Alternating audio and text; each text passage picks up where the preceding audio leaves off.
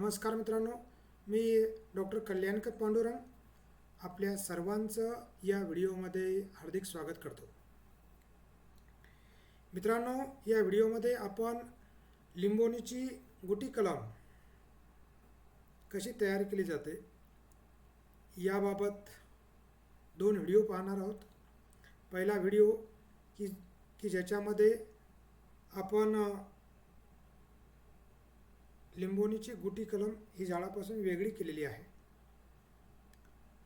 त्याच्यामध्ये आपल्याला कशा पद्धतीने गुटी कलम केली जाते हे सांगितले गेलेलं आहे की लिंबू हे अत्यंत उपयुक्त असं फळ आहे, ज्याचा आपल्या जीवनामध्ये आपण नियमित वापर करतो.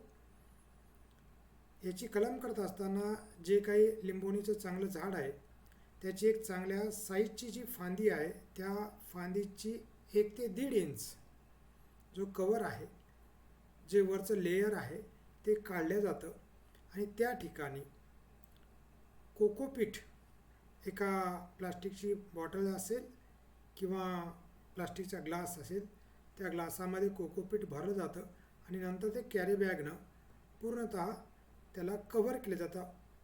तर हे सर्व बांधल्यानंतर साधारणतः 1 महिन्यानंतर या ठिकाणी ते लिंबाची कलम तयार झालेली आहे. आणि दुसरा जो व्हिडिओ आहे, हे दोन्ही व्हिडिओ आपण एकत्रीकरण केलेलं आहे. दुसरा जो व्हिडिओ आहे तो प्रत्यक्ष झाडावर ती कलम बांधलेली आहे. तर हे दोन्ही व्हिडिओ आपण पाहावेत. तसंच व्हिडिओ आवडल्यास चॅनलला सबस्क्राईब करावं, म्हणजेच चॅनलचं सदस्यत्व घ्यावं. तर चला पाहूयात आपण लिंबोणीची गुटी कलम.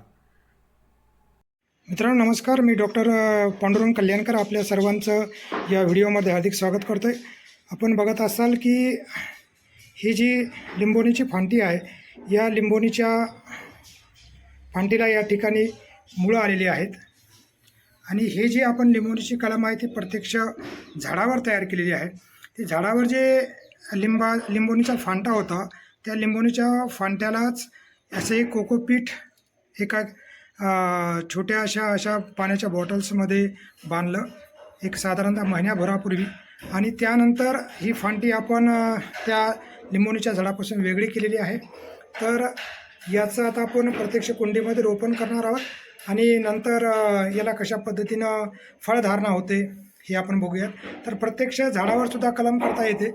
ही या ठिकाणी सक्सेस झालेली कलम आपण स्पष्ट बघत असाल की याला मोठ्या प्रमाणात मुळं या ठिकाणी या पन्नीच्या बाहेर आलेली आहेत.